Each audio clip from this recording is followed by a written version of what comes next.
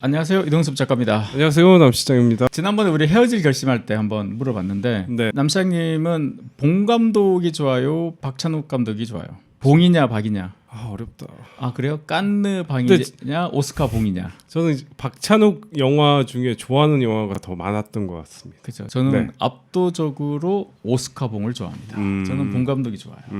봉 감독의 그 유머가 너무 좋아요. 삑사리 유머. 그런데 봉준호 감독이 기생충 이후로는 이제 뭐 우주 대스타가 되셨죠. 그렇죠. 그래서 대스타 되셨는데 그래서 차기작으로 뭘 할까? 굉장히 사람들이 궁금해했는데 바로 뭡니까? 에드워드 애슈턴의 미키 세븐 소설이 출판되기 전에 이제 이 작가가 제작자를 통해서 이제 봉준호 감독 전달되었고 영화 하겠다라고 계약하고 출판됐을 때는 이미 그 소식이 정해져서 굉장히 주목을 받았던 작품인데 내년 3월 이제 말경에 개봉이 확정이 됐죠. 이미 영화는 다 찍은 걸로. 그래서 1차적으로 그래픽이 입혀지지 않은 상태의 시사를 했고 굉장히 호평을 받았다. 그렇게 소식이 나오고 있는데 그래서 오늘은 에드워드 애슈턴의 원작 소설이죠. 미키 세븐에 대한 이야기를 한번 해볼까 합니다. 미키 세븐을 예전에 보고 이렇게 줄거리도 포함되어 있는데 니프라임이라 얼음 행성의 식민지 개척 임무에 뛰어든 미키 반스는 익스펜더블이라는 임무에 자원 아닌 자원을 하게 되고 적절한 백업 시스템을 갖춰 인간의 기억과 임무 내용 모두 다운로드할 수 있는 인간 복제가 가능하다는 설정. 즉 내내 위험한 임무들만 배정받게 되는데 우연히 조난을 당한 그가 힘들게 기지로 돌아와 침대에 몸을 눕히려 하는데 그가 죽은 줄 알고 완성된 클론이를 맞이하는 그런 설정으로 시작. 이렇게 적어놨네요. 네. 그렇죠. 이게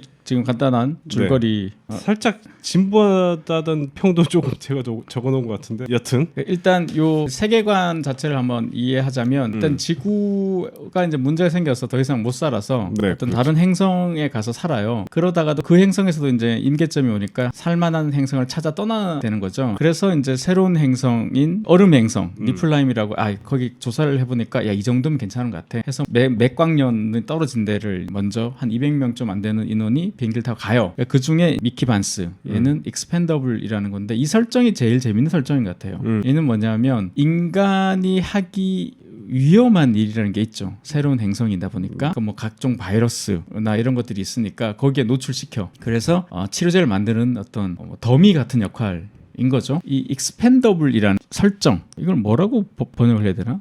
사실 그 익스펜더블이라는 영화도 있잖아요. 그 실베스타 스텔론을 위시한 과거 왕년의 액션 스타들이 다 그러니까 약간 이제 쓰고 떼우는 거잖아요. 소모품 같은 버려지고 소모품. 근데 이 익스펜더블은 재밌는 게 기본적으로 이 사람의 모든 거를 그대로 이어받는 거죠. 미키 세븐이니까 이미 한 6명 죽은 거예요. 그렇죠. 7번째 생인데 6번째 생까지 업로드 해놓은 거를 그대로 받는 건데 그렇기 때문에 재밌는 것은 뭐냐면 이 소설의 시작점은 미키 세븐이 임무에 나가서 죽은 줄 알고 그 동료가 걔 죽었어요. 미키 에잇을 만들어주세요 한 거죠. 그렇죠. 그래서 미키 에잇을 만들어낸 거야. 그랬는데 미키 세븐이 결과적으로 그 얼음 행성의 토착 생물체라고 하는 크리퍼인데 걔가 얘를 이제 해코지하지 않고 살려주죠. 그러니까 세븐은 살아서 돌아온 거야. 그런데 방에 누웠더니 이제 결과적으로 세븐과 에잇이 만난 건데 이 둘은 같은 존재이긴 한데 좀 차이가 있죠.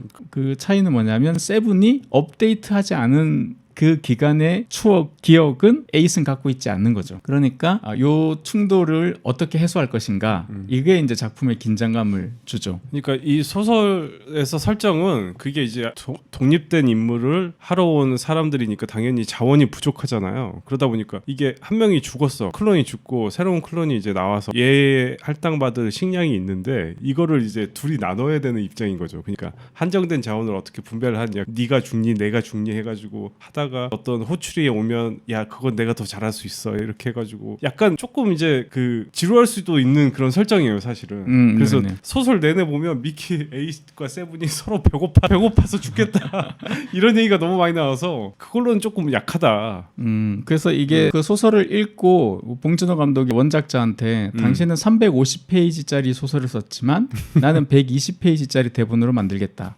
많은 것이 바뀔 것이다 이렇게 얘기했다고 하더라고요. 실제로 많이 바꿨을 것 같긴 해요. 왜냐하면 제목도 미키 세븐인데 영화의 제목은 미키 세븐틴이에요. 그러니까 봉준호 감독은 10명쯤 더 죽인 거죠. 더 죽인 상태인데 그러면 왜 기계를 쓰지 위험한 일에 왜 인간을 쓰냐 이게 제일 궁금할 것 같은데 왜 인간을 그렇게 하냐 위험 사지에 내몰아서 다시 그렇게 복제를 하냐라고 하실 텐데 첫 번째로는 개척지 가려면 짐이 단촐해야 돼요. 그 비행기 한 대에 다 실어야 되니까 200명과 여러 가지 물품을. 그런데 기계를 다시 만들어내려면 너무 많은 장비들을 가져가야 되니까 비현실적인 거죠. 그러니까 즉 싸게 먹힌다는 거예요. 경제적이죠. 인간. 이게 되게 놀라운 설정인데 인간을 복제하는 게 더 싸다. 따라서 기계보다 인간을 투입한다. 이게 제일 큰 명분이에요. 그래서 이 익스펜더블이라는 존재가 생겨나는 거죠. 즉 경제성 때문에 이런 설정을 하게 된다. 그러니까 행성을 옮겨 다니면서 살아야 되는 어떤 처지이기 때문에 그런 거죠. 그래서 이 사람들이 생각하기에는 아니 그러면 미키 반스라는 애는 일종의 불멸 아니냐.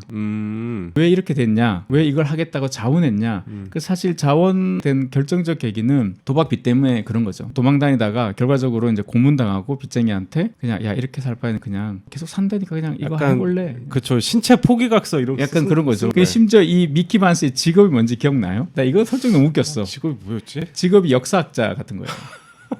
그러니까 쓸모없는 거지. 그때는 쓸모없는 직업인 게 역사학자라는 게 역사학이라는 게 그게 뭐 직업이 돼? 이런 거죠. 왜냐하면 탭으로 그냥 정보가 다 내려올 수 있는 거니까. 제작사가 브래드 피트 플랜 B잖아요. 공동 제작이긴 하지만 네. 근데 헐리우드의 30대 남자 배우들은 다 여기에 뛰어들었다라고 하더라고요. 근데 결과적으로 누가 주연이 됐냐면 로버트 패티슨. 이 미남 배우. 네, 미남인데 어쨌든 그 공개된 예고편 보시면 누워서 빙 돌아가잖아요. 아마 익스펜더블이 다시 태어나는 그 장면 설정이 되어 있는 것 같아요. 봉준호 감독이 여기 꽂힌 거는 첫 번째는 이 설정일 것 같아요. 익스펜더블이라는 설정. 그래서 새로운 행성에 도착해서 어려운 임무를 해내고 죽어도 다시 살아난다는 설정. 이 설정이 미혹됐을 것 같은데 근데 봉준호 감독은 항상 여기에 그걸 부여하죠. 모든 작품에 사회적 위계를 부여하고 있거든요. 그렇죠. 계층의 문제, 네네. 계급의 문제를 항상 갖고 오잖아요. 그 기생충도 그랬고 설국열차도 그랬고 근데 여기서도 이제 보면 정점에 있는 사람이 있죠. 약간 총독 같은 느낌의 마샬 역을 맡은 누구죠? 마크 러팔러. 그 배우가 위에 있고 그 다음에 뭐 필요한 여자친구인 뭐 비행조종사의 필수 인력들 그리고 자기 친구 스티븐 연이 아마 맡아 할 것 같은 그 친구 있어요. 이 친구 때문에 결국 빚을 지는 거거든요. 팔방 미인 같은데 정말 좀 뭐라 그럴까? 통수를 치는 약간 좀 비열한.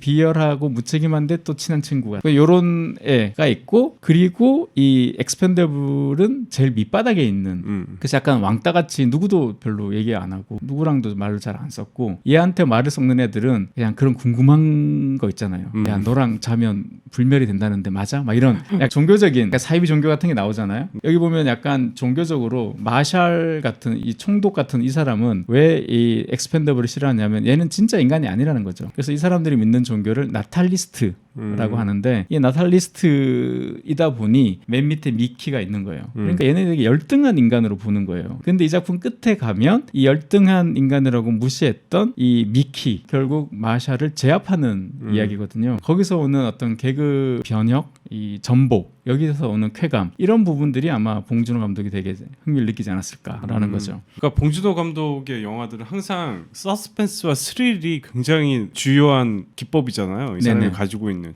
살인의 추억도 그렇고 뭔가를 계속 익숙한 장르로 시작을 했다가 항상 끝에 가면 이게 뭐야 황당하게 끝나잖아요. 네네네 그런 면이 있죠. 관람자를 이건 결론이 이렇게 나겠지라고 생각했는데 그 반대 방향으로 항상 가잖아요. 그런 것처럼 이 설정에서 어떤 서스펜스를 가져오느냐 이게 관건일 것 같아요. 근데 소설상에서 어떤 이런 막연한 어떤 그 계급 간의 어떤 증오나 뭐 밑기층에 있는 익스펜더블에 대한 시선 이거는 조금 약한 것 같아. 그 전형적인데 제가 예언을 하자면 봉준호 감독은 그렇게 봤을 것 같아요. 둘의 계급이 충돌하려면 외부 존재가 필요한데 외부의 적으로 설정된 게 크리퍼라 토착 생명체가 있는데 이 토착 생명체를 당연히 마샬은 적으로 봐요. 그래서 반물질이란 걸 이용해서 완전 탄으로 다 없애버리려고 하죠. 근데 반면에 이 미키 세븐 얘네들과 우리가 공존할 수 있다. 평화롭게 잘 지낼 수 있다고 보는 거죠. 그러니까 이 크리퍼라는 외부의 긴장감 있는 존재를 이용해서 마샬을 결국 이 미키가 이기는 이제 그런 설정으로 가지 않았을까. 단순하게 설정을 짜야 되거든요. 설국열차도 보면 맨 뒷칸 꼬리칸에서 앞칸으로 간다. 이 그렇죠. 설정이잖아요. 네네. 그러니까 또 봉준호 감독의 장점은 대단히 예술적인 어떤 사회적 짙은 문제를 지루하게 풀지 않고 되게 헐리우드 영화 작법처럼 풀어내잖아요. 네네. 그래서 대중성과 예술성을 다 가졌다 이렇게 보는데 그래서 굉장히 헐리우드 영화 사실은 이게 엄청난 제작비가 들어가잖아요. 웬만한 그 보통의 그 헐리우드 영화 제작비가 다 들어가는 1억 5천만 달러니까 오펜하이머가 한 1억 달러 정도였던 것 같거든요. 그거보다 더 많이 드는 거죠. 세트나 이런 것 때문에. 그러니까 이제 CG도 많이 들어가야 되고 그런 부분이 있기 때문에 굉장히 영화를 그렇게 찍지 않았을까 그렇게 볼 수 있죠. 또 다른 긴장과 서스펜스는 뭐냐면 미키 7과 미키 8, 7, 8이 지금 공존하고 있잖아요. 공존하고 있으니까 이게 언제 들킬 것인가. 요것도 긴장감이 있는데 결국 요것도 이 여자친구한테 들키죠. 들키고 나서 좀 그래? 약간 좀 과도한 설정으로 갈 때도 있어요. 셋이 같이 자고 막 이런 설정도 있는데 봉준호 감독은 요걸 갖고 결국 마샬한테도 들키죠. 캣이라는 여자가 가서 이제 보고를 해서 결국 들통이 나는데 그때 미키 7과 미키 8 마샬을 뒤통수 치는 그런 설정. 그것도 사실은 저는 영화적으로 굉장히 잘 풀어냈을 것 같아요. 그러니까 요 두 개의 시실과 날씨를 어떤 긴장감을 일으키는 소재. 그리고 결과적으로 이 주제는 그건 것 같아요. 철학적인 주제는 뭐냐면 미키 7과 미키 8이 서로 충돌할 때 내는 질문이 그건데 그 전에 이제 교육받을 때 나오는 문제잖아요. 이 소설에도 나오는 건데 테세우스의 배 기억나세요? 정체성에 대한 질문이잖아요. 네네. 이게 이제 테세우스의 배라고 거기 소설에도 나오는데요. 그리스 로마 신화의 영웅이죠. 그리고 헤라클레스가 힘의 영웅이라면 테세우스는 이제 지혜의 영웅 이렇게 이제 불리는데 그때가 이제 목선의 시대였을 테니까 이제 여행을 다니다가 커다란 배에 판자 하나를 갈아 끼웠다면 그것은 당연히 테세우스의 배라고 불리겠죠. 그런데 수리를 해서 다른 판자로 갈아 끼웠어도 여전히 테세우스의 배죠. 근데 테세우스가 탔을 시점에 판자를 모두 다른 판자로 갈아 끼웠다면 그것은 테세우스의 배인가 아닌가? 그러니까 이제 미키 7과 미키 8이 동일한 인간인가 이런 이제 정체성의 질문인 것 같은. 그러면 어떻게 보세요? 테세우스의 배가 맞습니까? 올수리한 배는? 이런 거죠. 조금씩 성형 수술을 하는 거하고 한 번에 다시 태어나는 거. 아 그게 그렇게 연결이 되나요? 아닌가? 네. 철학사에서도 많은 사람들이 제각각의 답을 다 나름의 논리적인 걸로 다 했던 질문인데 저는 그렇게 생각하거든요. 테세우스가 타고 있던 배라면 그건 테세우스의 배다라고 보거든요. 판자는 갈아 끼워줘도 네, 판자 따위와는 상관없. 그거를 누가 타고 있느냐에 따라서 보는 게 제 생각이 뭐 그게 결국은 사물의 본질이 대한 질문이잖아요. 이 본질을 구성하고 있던 부품들이 어차피 노후가 돼서 그걸 이제 다른 부품으로 다 끼웠어.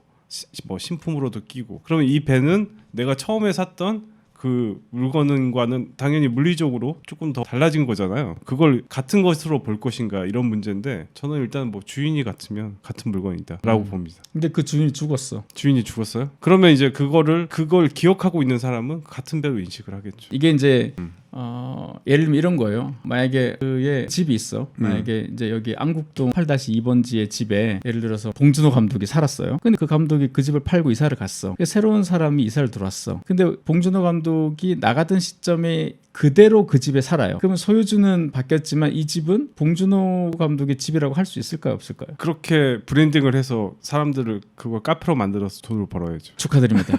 굉장히 한국적으로 자본주의가 잘 되어 있네요. 이거에 대한 정답은 없어요. 나름 해석이 있는데 제가 찾아본 것 중에 제일 재미난 답은 토마스 홉스가 했던 건데 거예요. 테세우스가 처음에 탔던 배가 있어요. 그러면 그 배, 낡은 배, 원래 탔던 배가 어디 보관되어 있는데 낡아졌을 거 아니에요? 그러면 그 낡은 판자들을 다 모아서 새롭게 배를 하나 만들어. 낡은 판자로 만든 배인데 이 배는 한 번도 테세우스가 탄 적이 없어. 예를 들어 이해되세요? 그 배가 하나 있어요. 그리고 테세우스가 탔던 배인데 새로운 판자로 다시 똑같이 만들어.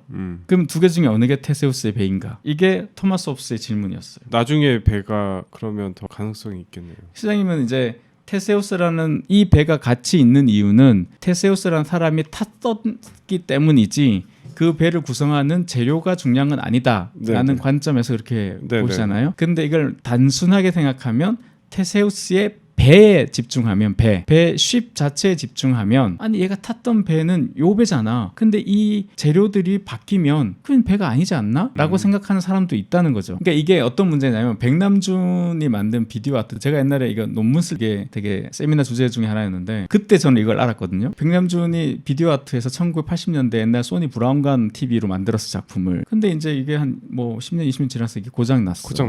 작동이 안 돼. 고쳐야 돼. 근데 그 TV는 더 이상 브라운 TV 만들지 않아. 그렇죠. 그러면 요즘 나오는 TV 교체를 해야죠. 부품을. 교체를 해서 교체가 안 되죠. 그거 자체는. 껍질은 그대로 두고 그렇죠. 안에를 다 새 걸 넣었어. 그러면 그것은 백남준의 작품인가? 작품이죠. 그러니까요. 왜냐하면 예술 작품에서는 그 예술 작가의 개념이 중요하기 때문에 그 작품을 인정을 해요. 수리를 하더라도. 그리고 만약에 사진도 그런 거잖아요. 그 신디 셔먼 같은 경우는 본인이 안 찍어. 근데 그 개념을 만들고 찍는 다른 사람이 찍어. 셔터는 딴 사람이 눌러. 그래도 사진은 신디 셔먼 사진이라고 나가. 셔터 누르는 거는 딴 사람이어도.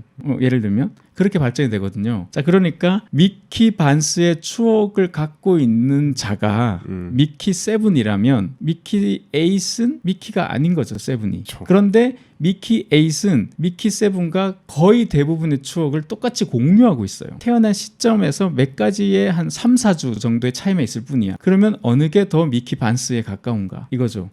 이 질문으로 봉준호 감독이 끌고 갈 것 같진 않아요. 전혀 아니죠. 네, 이렇게 끌고 가면 이거는 진짜 너무 예술 영화이고 너무 네. 그렇죠. 그렇게 되니까. 이 클론 관련해서 예전에 마이클 베이가 만든 그 아일랜드 네네네. 기억나세요? 그 영화 진짜 재밌었잖아요. 그 영화에서도 클론이 그 실제 원본을 죽이잖아요.